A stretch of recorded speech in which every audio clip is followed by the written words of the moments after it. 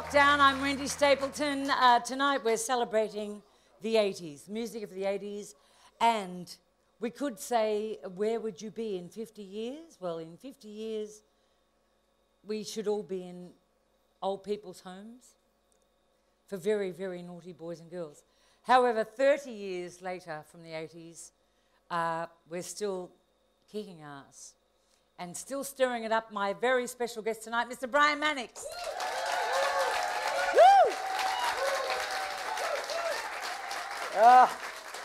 Thank you very much, and thank you, Wendy. Great to be here tonight with such a great-looking bunch of people. I tell you what, you're gorgeous.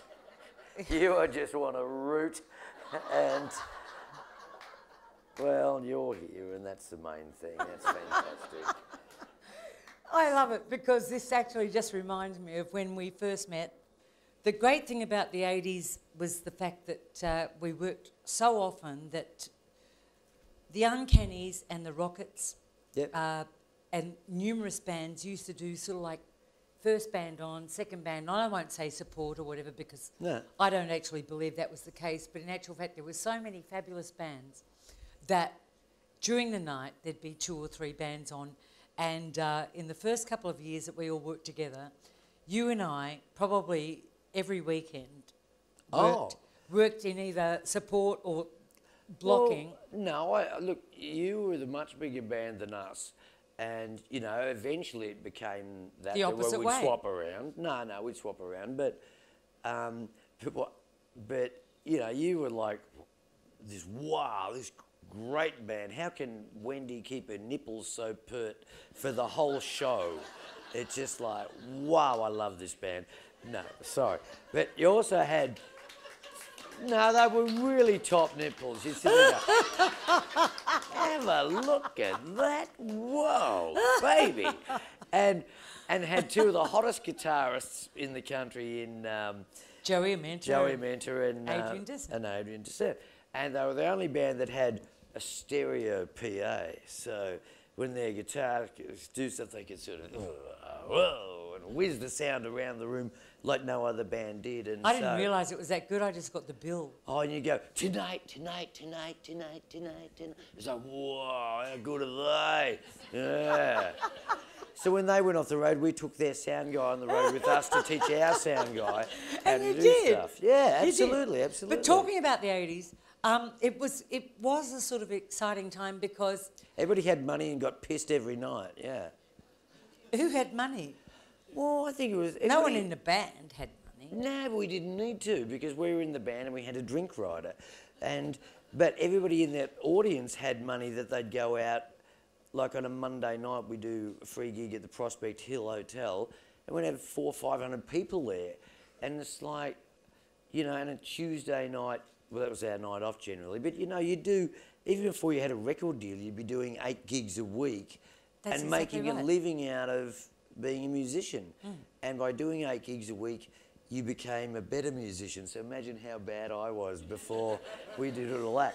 But so yeah, that's what I think was great. And the .05 laws weren't kicked in, so people had, yeah, come on, we'll go and see Wendy and the Rockets at Bombay Rock, and then we'll go off to the venue and see the church, and then we'll go down to Billboard and see Australian Crawl, you know?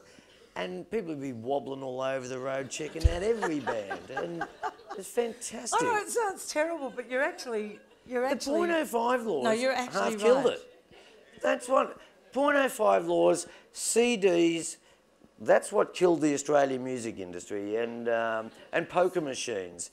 You know, it was all going really well until all that shit came in, but anyway, you know.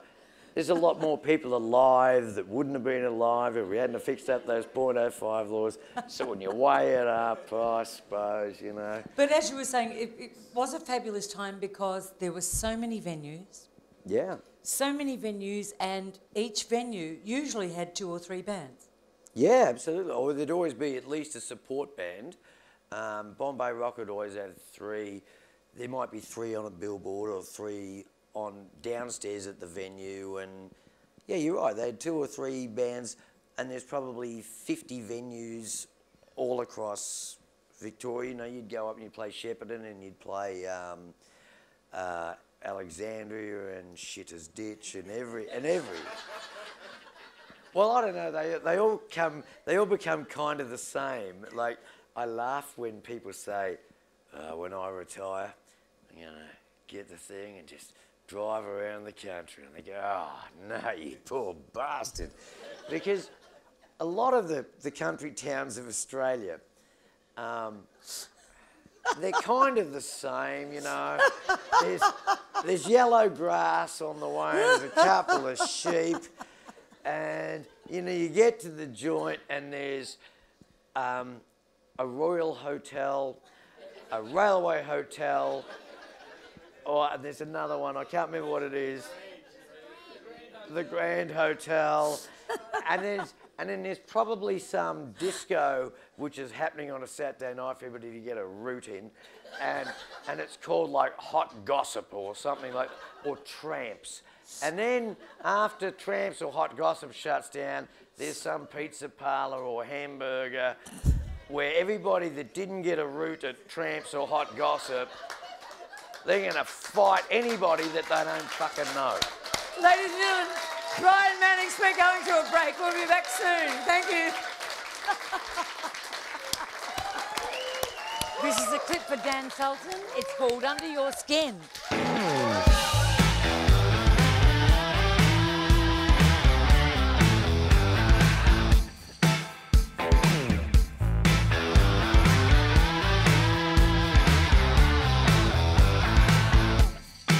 You keep on pulling me in under your pretty, perfect skin. Cold sweat comes over, my head starts to shake. It's only so long that a grown man can wait. Boys will come and boys will go, but you need 'em, baby, take it slow. I put on my favorite gloves. Don't leave no fingerprints on the one I love. Chuck your door open, don't you try to escape. Baby, I told you what you look and create. It's a trickle of blood running down my spine. I make my exit at the last of my life. Baby, I know it's a mortal sin, but you keep on pulling me under your skin. Keep on pulling me under your skin. Keep on pulling me under your skin. You keep on pulling me under your skin.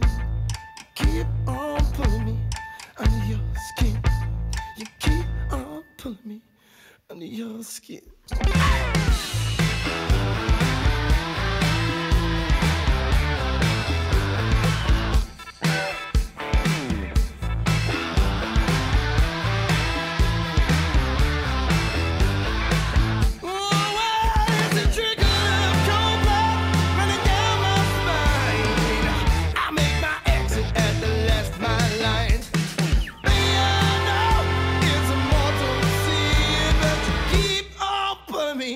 Under your skin.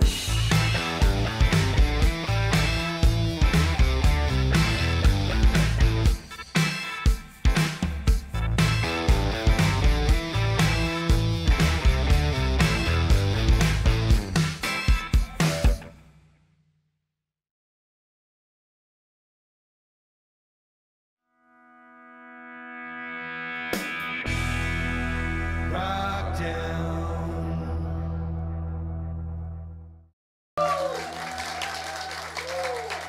Welcome back to Wrokdown. My special guest tonight is the one and only Brian Mannix.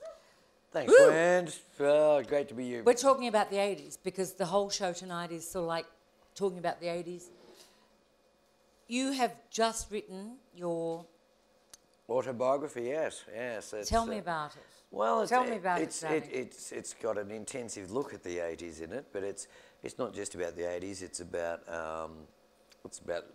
the 60s, how the 60s influenced my work in the 80s, and the 70s influenced my work in the 80s, and then about how in the 90s I couldn't get arrested, and you know, it's just about my life, which is no better than anybody else's, but probably had more embarrassments than most people. Oh, stop it. Did you ever, when you were doing the Uncannies, and we were talking about the song, you know, where will we be in 50 years? Or literally, where will we be in 30 years? Did you ever imagine that you would have been on a TV show, ballroom dancing? No, that never occurred to me at all. But that's the good thing about life, isn't it? And is that, yeah, you know, when I was, 13 or 14, and I'm watching John Paul Young and Leo Sayer, and well, you weren't on until I was much older, but watching them on TV, and I go, wow, and then one day I'm going to be on that show, and not only that, I'll be doing gigs with those guys, and just, a couple of months ago, I'm sitting in a Learjet, sitting opposite Leo Sayer and Russell Morris and Jim Keys, and we're flying to Warrnambool in a Learjet that takes us 25 minutes or something to get to the thing, and you sort of got to say to yourself, how good is this, and especially because, like life, you never know what it's going to present. You don't, do you? And that's what's great and what's really crap about it. But and The Apprentice, and I know from reading about this and speaking to you, that was something that actually didn't turn out. No, look, I didn't particularly enjoy The Apprentice. Dancing with the Stars I really enjoyed because I had a lovely partner in Melanie Hooper, and we laughed every day, and the show actually wants you to be good, and it's live, so they can't really chop out your personality. It's live. Whereas Celebrity Apprentice and all of these other reality shows, they're not reality shows, they're manipulative shows. Excuse me. Lucky I did that in the mic. And what they do is they do all this incredible crap to you that's just like, they wake us up at 4:30 in the morning to do nothing. And they don't even give us a cup of tea till 8:30 in the morning, and just want everybody to be overtired. We've got food poisoning on the show. I want to go to the toilet. Well, hang on, you'll have to wait. We've got food poisoning, and you're making people wait to go to the toilet, you pricks. And they do everything they can to make everybody become angry and turn on each other. And to me, that's a really un-Australian thing to do. And I thought, no matter what the hell happens, I'd rather get kicked off this show than be seen to be un-Australian and hang shit on somebody like Dawn Fraser or Dermot Brereton or Jon Stephenson or Stephanie Rice. It's just, I mean, how much are we allowed to swear on this show? Go for it. Well, f*** you, So you rates well, you want me to on an Australian icon. Well, you little I don't want to do that. And that's the attitude I said a little take. bit. Right, okay. So when it came to me and Dermy being we were the final two out, if you bothered to watch it, neither of us hung shit on each other. He went on to do that. But it was amazing too, because when they did sack me, in the version that went to TV, I just told them to sack me. What really happened was I went, okay, thanks, good, see you, Dermy, okay, goodbye. But when I watched on TV, I said, wow, I don't remember doing that. So it's all creative bullshit, and that's okay. But every time I watch My Kitchen Rules now, they go, I can't believe it. I cooked this 1,000 times and it's never gone wrong. Well, I'll tell you what's gone fucking wrong. While you were off going, yeah, it's all going really well for the camera, somebody's fucking around with your shit here, so you'll come back and go, oh, it's all gone fucking wrong. Because it's not good TV if everybody's going, yep, it's all gone perfect, yep, it's going to be great and it's all going to work. They want it. They want it to fuck up. With dancing, I just did that naturally. No, but Everybody loved you on that show, on Dancing with the Stars. Everybody loved you. The one thing that you've always been able to do was you were not only, even when I met you at the very, very first time with the Uncannies, you weren't just a singer. You were an absolute... Not even a singer, perhaps some would say. It was lucky you had something else. You're an absolute performer, and you always knew that. Yeah, and, but I've never considered myself to be a singer. When I started, as you remember, it was punk. And so it was just, don't worry, it's all right, yeah, man, come on, I'm gonna fuck a chick, yeah, right?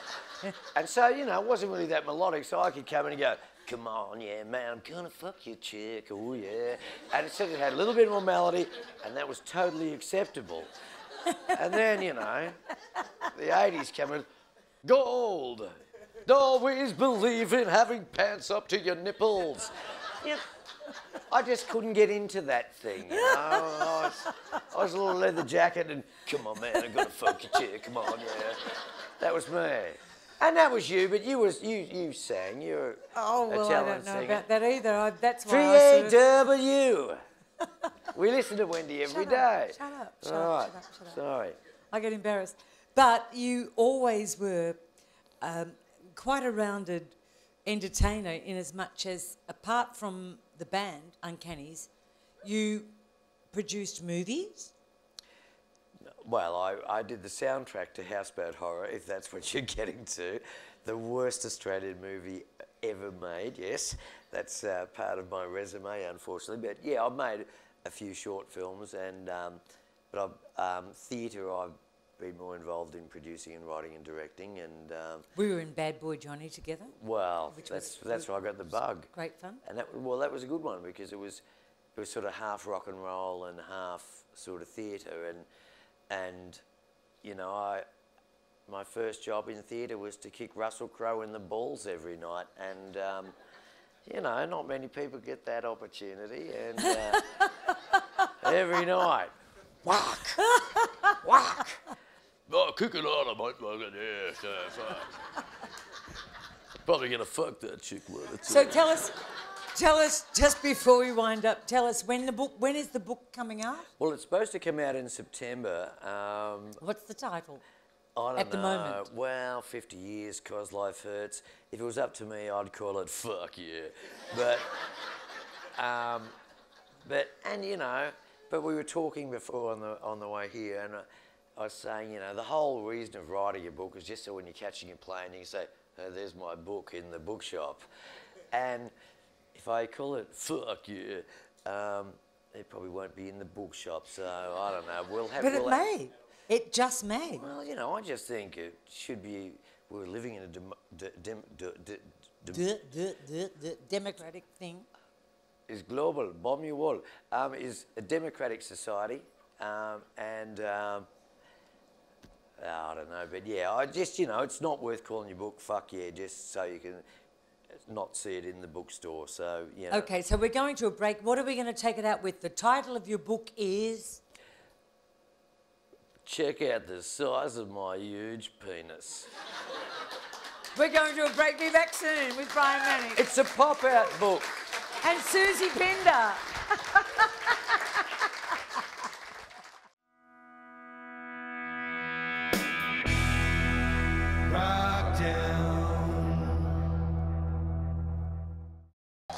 Welcome back to Wrokdown. Now it's time for Out and About with our gorgeous Soozie Pinder. Hello, Miss Wendy. Hello, Miss Soozie. Hi, Soozie. And of course, Brian Mannix, our special guest tonight. I just can't get rid of me, can you? We don't want to. We want you to stay forever. Well, back to Soozie now, if you don't mind, Wendy.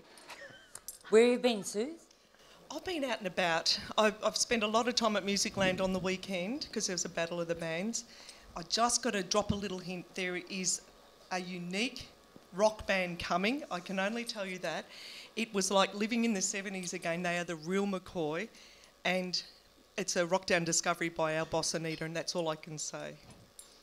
Why can't you say more? It's a bit cryptic. Because we're trying to keep a little bit of mystery but they're a pack of young spunks who are doing living the real McCoy. Oh, okay. But I was also over at the ESPY recently, and I had the absolute privilege of interviewing MiSex. Seemings we've got an 80s night with Manno here. We've got a great interview up here if you want to have a look at that, and then we'll have a bit of a natter about it. What do you say? We do.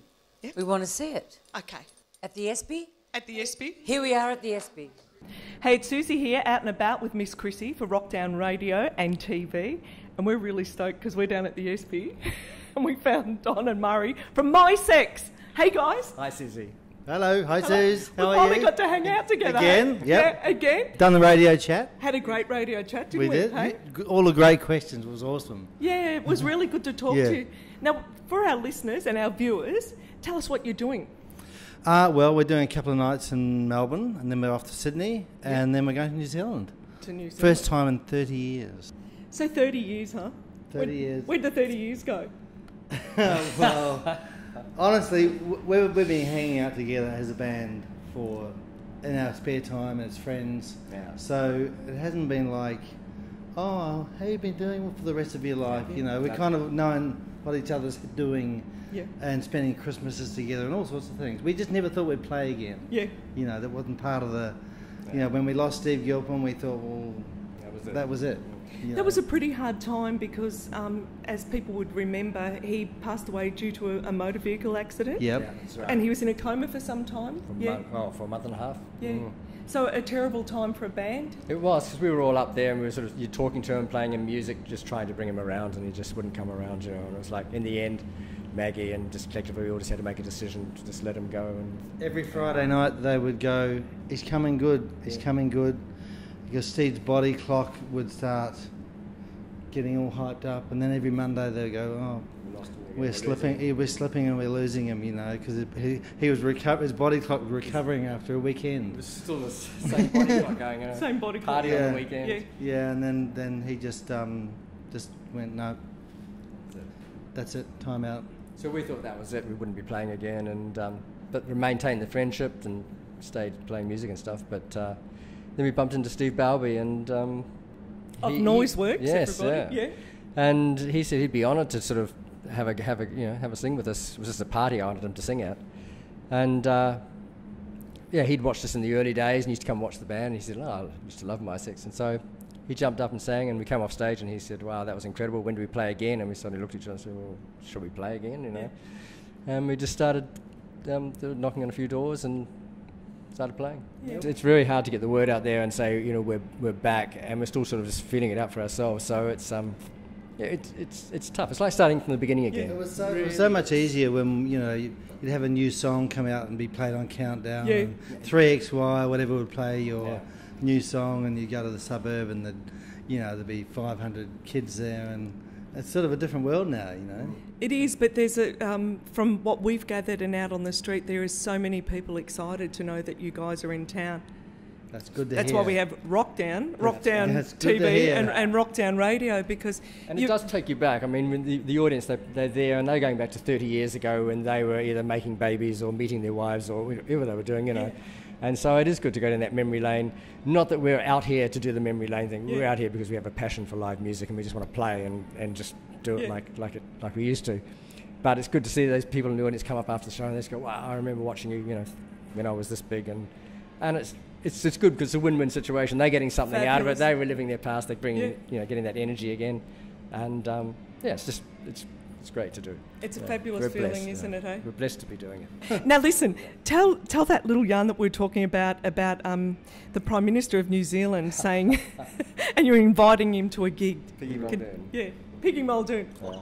Just when we went to tour in New Zealand, there was a political sort of thing going on in Parliament about taxing music, and they were saying, no, you shouldn't tax music. And New Zealand music. in New Zealand music, yes. And so we were going back there in the middle of the storm, and it happened that MiSex were coming to town, and Muldoon was quite good at manipulating the media, and he knew exactly how to say things that kind of got his name in the headlines. Yeah. But he actually threw into the mix that day that our music wasn't culture. So we sent an invitation out to him saying, come to our gig. Yes. And his niece was a fan of ours and his daughter was a nurse, and somehow between them they got him in there and gave him earplugs. Front row, top upstairs. Yes. Prime Minister of New Zealand sort of sitting in the audience and that. And of course the press followed him, so he knew how to milk the press. That's the thing as well. Good for us. And then after the show he came backstage and we got photos with shaking hands and doing all that. So it was a win-win really as far as the sales tax. But what happened afterwards was the next day he said, culture. Right, well, New Zealand music's supposed to be cultural. I went to see MiSex, and they're about as cultural as On the Mat, which was a wrestling show, a New Zealand wrestling show that was on television. But the great thing was, it was, a punky kind of crowd, and everyone's wearing black leather and, makeup, and they all turned around and clapped to Piggy like he was, some great god. It was funny seeing that kind of people up there, going... Yeah. It was very funny. What a great... I was in the Opera House. When he was in the Opera House. That was a big gig. Yeah. Fantastic. Oh, look, you guys are so much fun. We are so grateful to have you on our show, and it's just been lovely to catch up with you. Thank you. Yeah. Well, and you send pretty nice flowers, I tell you that. Hey? I got some good street cred from that. Hey, yeah. Come in next time you're in town. Come into the studio and we'll have some live music. Hey, that'd be nice. Yeah. We'll come and play for you. It is that. Oh, I'd like that. New song. We'll play you a new song. We're down for that. Yeah. Okay. Thank you. It's so hot, we've got to say over and out because we're perspiring and going to jump out the window here. Thanks, guys. Thanks, Soozie. Thank you. See ya. Thanks Wrokdown over and out. Soozie, Miss Lynn. that was fantastic. I think that what happened was in 2006, we had the Countdown reunion, and all of the bands that had been massive bands in the 80s came together and did this massive tour around Australia. Unfortunately, MiSex weren't on that tour. No, they weren't there. Well, they weren't because, the singer's unfortunately... dead, and that really does... They've got Steve Balby from Noiseworks, and he's quite a showman. Was JJ Fontaine busy? Oh. Because he normally fills in. He's Steve been Balby... filling in with the Shantuzis of late, but yeah, that's all right. Because Angie's busy, but yeah, that's all right. But the gig that night, it was 42 degrees in Melbourne. The SP is, how hot it is upstairs. It's just, hot. Can't even open a window.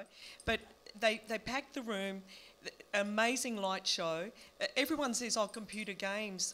Love Down the Line, Castaway are two amazing songs. And you forget what a great band they are. MiSex could play a show and every song was a hit single. Yeah. They had 22 probably hit singles, But You Don't Care was my favourite, but they had Blue Day, they had a whole lot of stuff that has kind of been forgotten,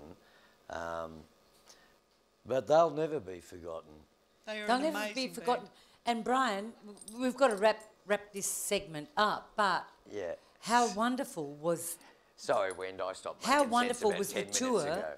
in as much as artists going out, and we all didn't have the luxury of having our own bands. We had a house band, which is fantastic. Yeah. But going out and doing the songs, and at the end of it, I think everyone came out of that Countdown tour realising that people still wanted to hear the songs, they wanted to hear the bands, and on the back of that, you... and Scotty Khan and Paul and everyone I think came up with the idea of the Absolute 80s. Absolute 80s, and you're fantastic. Well, I think, everybody, there was kind of a brotherhood, sort of like, in the 80s, we were all competing against each other saying, yeah, well, stuff them, they're Collingwood and I'm the Bombers and there's Hawthorn over there. I didn't think about and on that tour, it sort of became sort of like, oh, well, yeah, it's good that they're bringing that to the show because that makes it a bit better and I'm just doing this bit and that makes it, that's my thing and then that... But it was the idea that came from us all being backstage and literally the idea of having a go at this little idea of doing Absolute 80s. I think Wrokdown needs to do an Absolute 80s show. Bosses up there, Do you what think? do you say? Would you like that? 80s Wrokdown show. We're going to go to a break. We'll be back very soon. Let's talk about Wrokdown.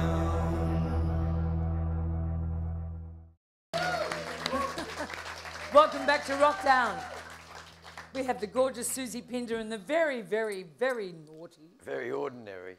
Brian Mannix. No, I've never said ordinary. You've never been ordinary. No, you're too kind. You're just incredibly naughty.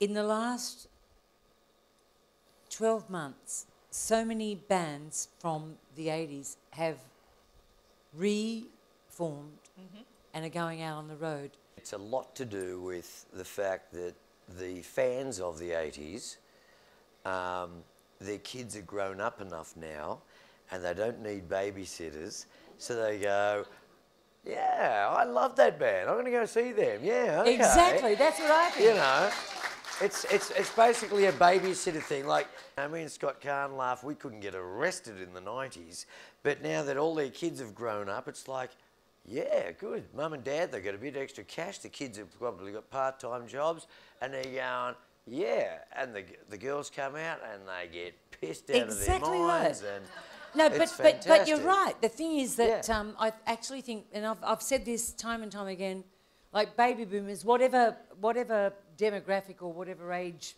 limit you want to put on baby boomers, they're really unstoppable. Yeah. Well, And they were never going to go to bed. well, when they're in the old At folks' 7. homes, Wendy, you and me would be out there doing morning melodies, still I know. making a buck. I think And the I beauty think- is, we'll still be playing songs like Satisfaction, yeah, yeah, yeah. Exactly. With the frame, and that'll be fine. And we'll still be making a buck, and we'll be 11 o'clock on a Tuesday morning. I think it'll be the We never get work at 11 on a Tuesday the Greta morning. Garbo's home for wayward boys and girls. Well, it's going to be good, you know. The future is as bright as it's ever been, I guess. Now, speaking of wonderful musicians, we had the privilege of going to the Flying Saucer Club because Jon Stevens was over there. Now, Oh, that was like seeing... totally hot.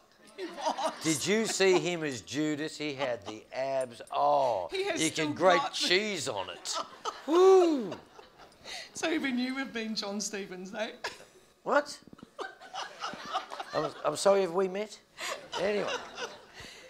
But we went over there and I didn't know what to expect because everyone went Jon Stevens and I was a little bit nervous with this interview. I'm not normally nervous. A gorgeous man, articulate, a gentleman, someone that's, he had a very big scare, a heart scare. I didn't know what you were going to say then. He had a Yeah. very big... Yeah, but well, I didn't look And then there. when Scare came out, I was so relieved. I did not look. My eyes were straight looking at his eyes.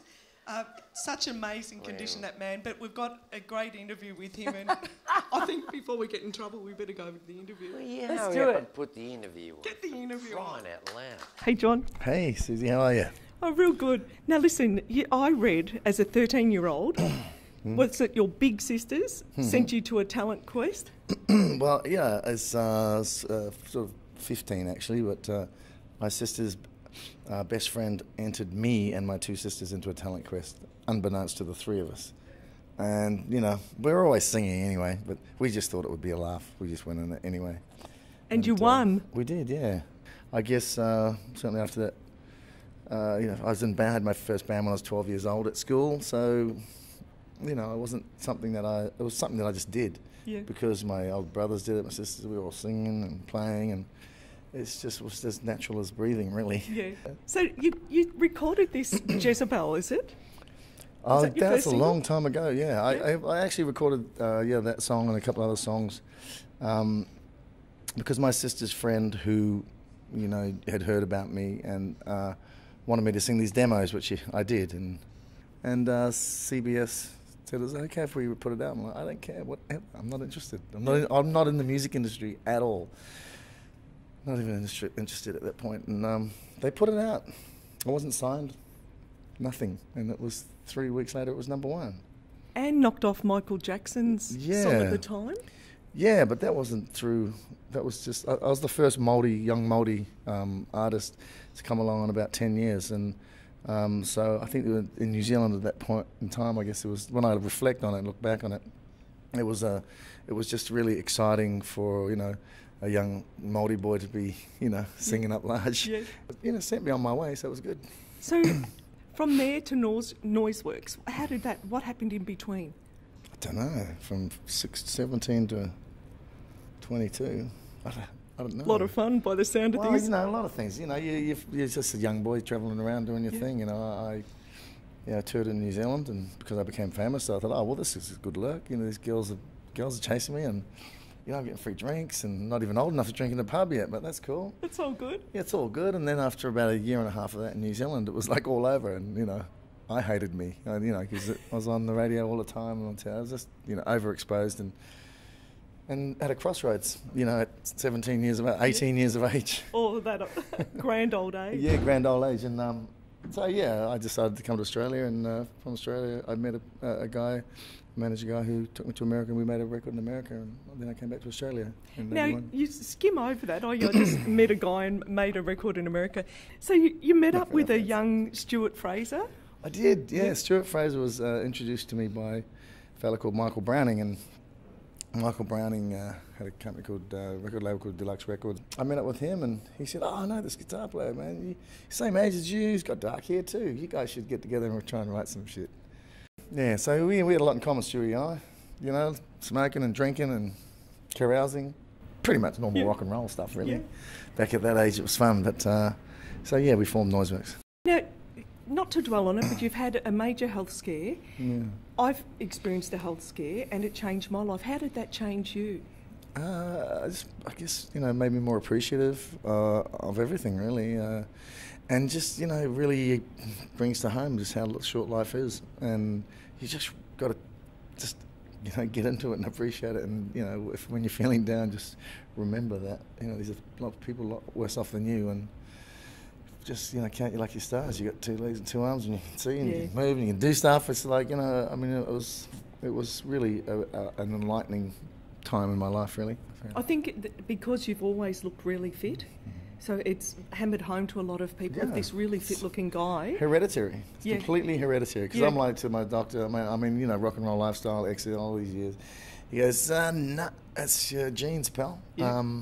He said you could be eating lettuce and drinking water your whole life. It ain't going to make a difference to you. Now, you've got this band that I am so excited about, the Dead Daisies. The Dead Daisies. Mate, now where'd that name come from for a start? You know, well, it come from that, I suppose, in as much as when, you know, we'd finished, David Lowe and myself had written a whole lot of songs, and we'd recorded them, and, you know, you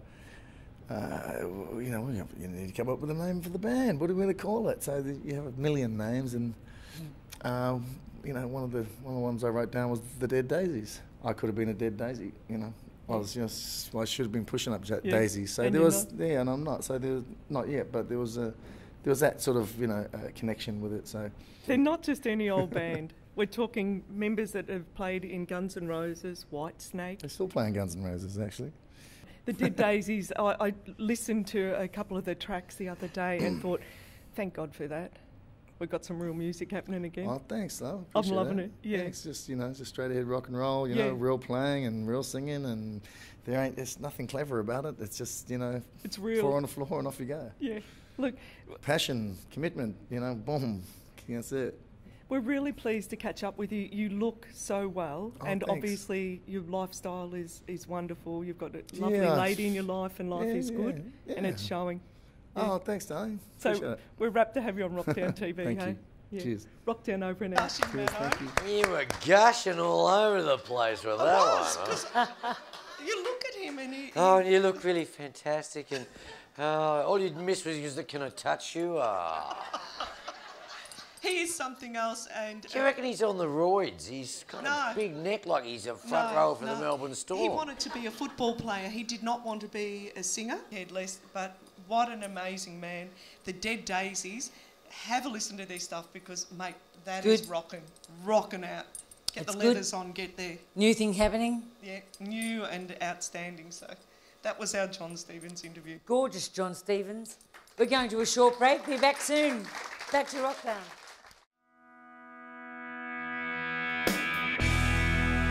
Thank you.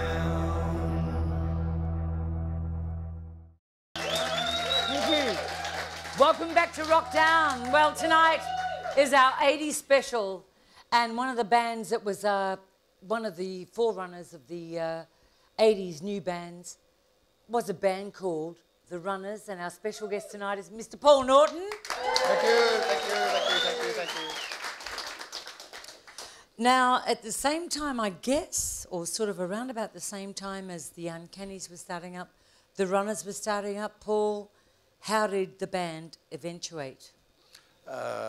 We started playing in small pubs. I remember we played at Macy's. There used to be a gig called Macy's in Toorak Road. Did you play at Macy's?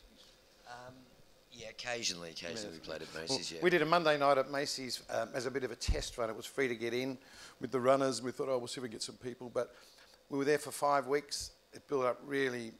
Every week it got more people there, and it went really well for us. And we got a record deal from sort of building the crowd up there. So the first week was 50 people, the second week? 51. No, it was great. It was a great kind of... And the 80s was like that. You could sort of... Basically, if there was a vibe on a band, the crowd would build up, and literally I have heard that it started at 50 people, and within a month there were 300 people. That's right, yeah. So, of course, when something like that happens, and this is what happened, this is what was great with the 80s, was record companies would hear about it, they'd send down their A&R guy, and they went down to Macy's and signed up the runners to Mushroom Records. That's right, yeah. And so within 6 months, you had your record deal? Record deal with Mushroom, yeah, and it was great. Like Brian said before, we were playing probably 8 shows a week as an unsigned band before that. But once we had the deal, it was sort of better. The profile, the shows were bigger, and it was a great time, early 80s. And you had some great producers in the runners. We had some terrible ones as well. We had some really crappy ones too.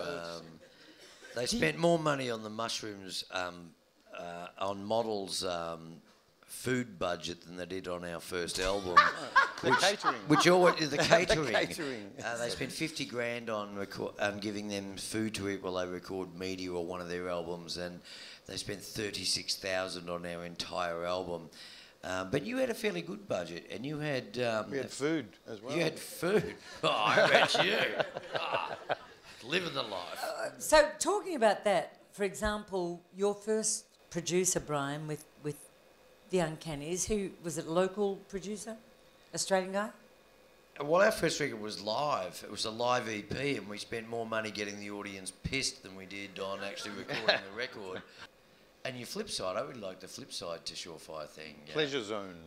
It sounded like an Elvis Costello song. There were some absolutely beautiful songs, and so you recorded with the Runners? With the Runners. That was Mark Edwards, Trevor Reading, and a guy called Grant Hampston was the Runners, pretty much. And Mark who produced that?